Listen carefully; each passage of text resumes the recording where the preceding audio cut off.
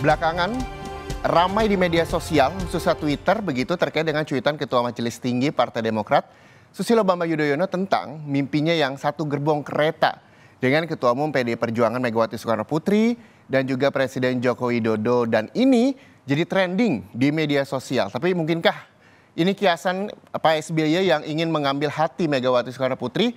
Untuk lebih jelasnya kita akan membahas dengan Direktur Eksekutif Parameter Politik, ada Mas Adi Praitno. Selamat siang Mas Adi. Selamat siang Mas Reza. Iya Mas Adi, ini rame di jagat dunia maya gitu ya Mas Adi ya, terkait dengan cuitannya Pak SBY. Pak SBY berkata melalui cuitannya bermimpi naik satu gerbong dengan Ibu Megawati dan juga Presiden Joko Widodo. Mas Adi melihatnya seperti apa Mas Adi? Ya, saya kira itu adalah pesan yang saya kira cukup eksplisit, di mana SBY itu sebenarnya sangat tertarik untuk melakukan rekonsiliasi politik dengan Megawati Soekarno Putri.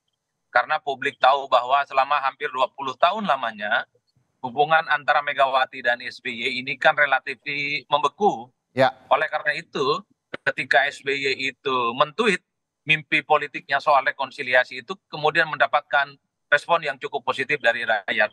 Saya kira ini adalah tawaran yang cukup positif supaya persaingan-persaingan politik, perbedaan-perbedaan politik itu tidak harus membuat antar kubu saling berkonfrontasi, tapi masih bisa silaturahmi politik yang kemudian bisa dilanjutkan untuk kepentingan jangka panjang.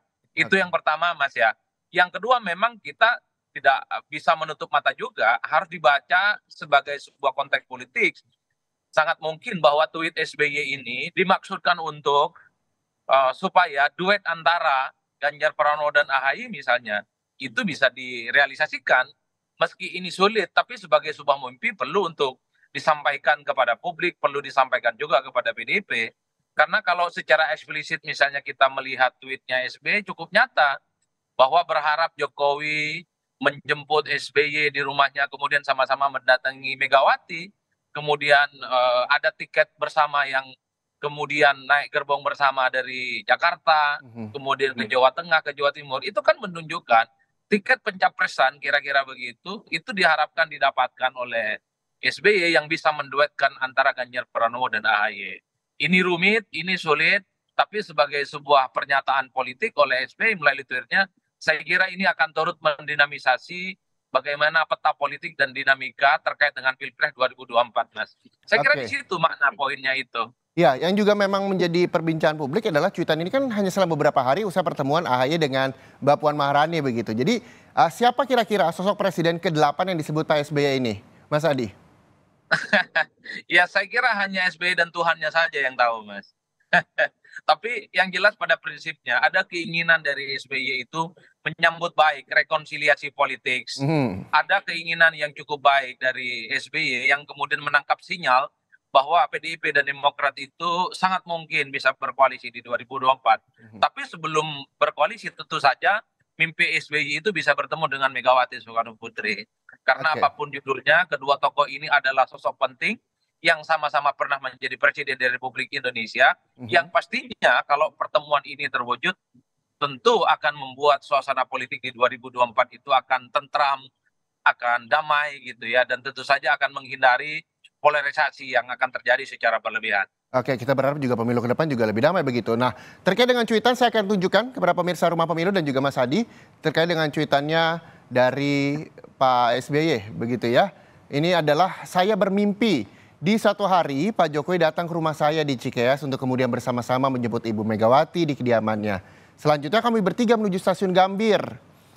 Terus yang ada lagi nih kedua Mas Adi cuitannya. Ya, yang kedua itu adalah di stasiun Gambir sudah menunggu Presiden Indonesia ke-8 dan beliau telah membelikan karcis kereta api Gajayana ke arah Jawa Tengah dan Jawa Timur. Karena masih ada waktu, sejenak kami berempat minum kopi sambil berbincang-bincang santai. Nah, maksud dari cuitan Pak SBY ini seperti apa Mas Adi? Ada nama-nama daerah-daerah yang disebutkan begitu. Untuk nama Presiden ke-8 dari pandangan atau Mas Adi melihatnya seperti apa? Ya itu tadi Mas, hanya SBY dan Tuhan saja yang tahu sebenarnya siapa Presiden ke-8 itu. Tapi pada prinsipnya pertemuan Megawati dengan SBY ini sangat mungkin terjadi kalau dimediasi oleh Jokowi. Kan di situ kan secara lugas disebutkan bahwa saya bermimpi Jokowi itu mendatangi rumah saya kemudian bersama-sama menjemput Megawati Soekarno Putri.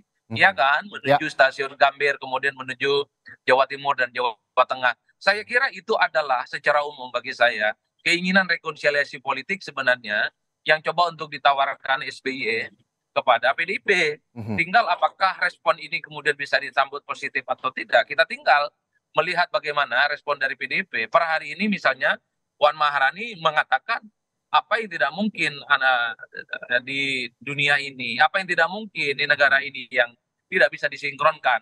Itu oke. menunjukkan betapa pertemuan kedua tokoh ini sangat dinanti-nantikan oleh publik. Ya. Nah, Mas Adi, ini yang juga menjadi pertanyaan adalah ketika cuitan SBY ini ramai, bahkan trending di Twitter begitu, dari pandangan Mas Adi, dampak bagi koalisi Indonesia Perubahan seperti apa? Ya kalau Demokrat kemudian jadi berkoalisi dengan PDIP, maka koalisi perubahan akan wassalam, akan bubar. Maka Anies Baswedan terancam untuk tidak mendapatkan tiket. Karena gabungan dari PKS dan Nasdem itu tidak cukup menggenapi ambang batas presiden 20%. Mas.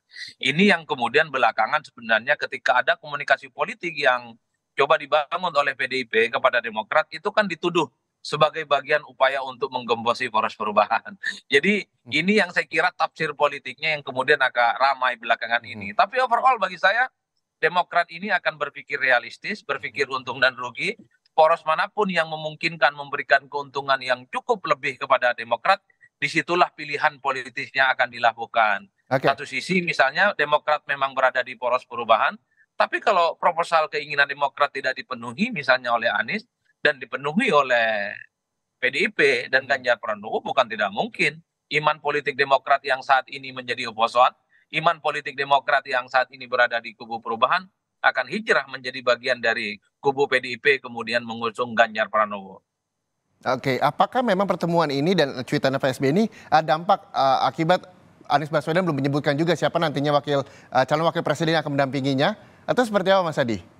Ya saya kira memang pertemuan AHY dan Puan, kemudian pernyataan elit-elit Demokrat, dan termasuk yang terakhir adalah cuitan yang disampaikan oleh SBY ini sebagai bentuk bagaimana dinamika hubungan di internal koalisi perubahan, Mas. Terutama ketika Demokrat mendesakkan kepada Anies untuk segera mengumumkan siapa calon pendampingnya. Demokrat kan relatif agak sedikit kecewa ketika Anies tidak buru-buru mengumumkan siapa pendampingnya di 2024. Oleh karena itu, komunikasi politik dengan PDIP termasuk cuitan SBY ini semacam intimidasi politik, semacam ultimatum politik kepada Anies dan poros perubahan.